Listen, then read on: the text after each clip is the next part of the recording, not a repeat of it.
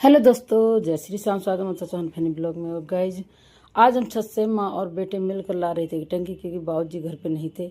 ये हम लाए थे सुबह के टाइम 10-11 बजे के आसपास। बेटा उठे तो उसी से उतरवा कर लेके आ रही थी। और जीने से लाना बहुत ही मुश्किल हो रहा था गाइज।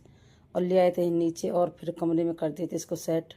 और कभी जब से उसे रखें तो कभी नीचे से का सरक जाए पटला, कभी ऊपर का सरक जाए।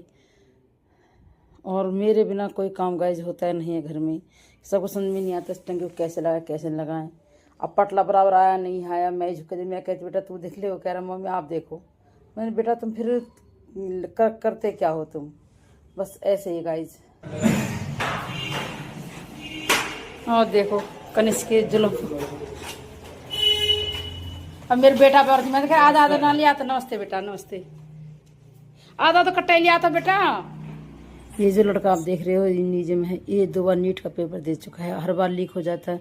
बच्चे कितनी मेहनत करते हैं और रह जाते हैं ना, कितनी तकलीफ। जो बच्चा कुछ बनना चाहता मेहनत से, वो नहीं बन पाता है। इस बात का बहुत दुख होता है। ये देखे दोनों दोस्त ले लेके गेहूँ आ रहे थे। ये भरे जा रही है हमारी टंकी। और बाप बेटी लगे हुए हैं टंकी भरने में। खोल तो मैंने दिए थे कुत्ते।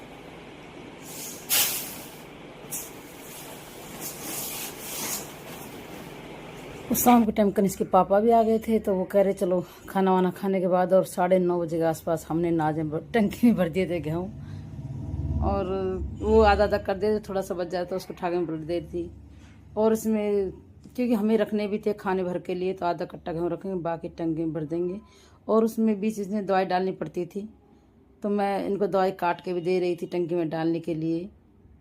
और कुछ इसी तरह गाइज आज एक बहुत बड़ा काम लाना, गेहूँ चढ़ाना। हमारा तो बस की रहने बेटा रहता है तो तभी गेहूँ लाए थे कि बेटे की छुट्टियाँ हो चुकी थी।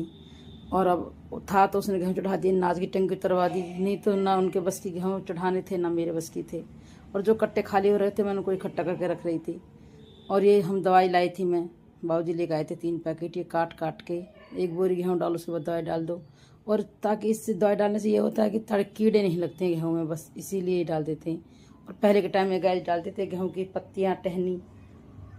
तो अब देखो ना इतनी तरक्की हो गई कि दवाई वगैरह आ जाती है तो वही डाल देते।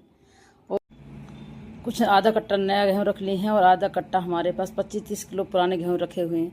ऐसे ही कम से 50 किलो के आसपास हमने गेहूँ रख लिए कि वो हमारे 2-3 महीने आराम से चल जाते हैं। और इतनी वो नहीं दवाई लगे तो कम से दवाई लगा 3 महीने तक हम टंकी बिल्कुल नहीं खोलेंगे। तो गाइज मेरी वीडियो को लाइक शेयर सब्सक्राइब जरूर कर लें। फिर मिलते किसी अच्छे से वीडियो में। बाय।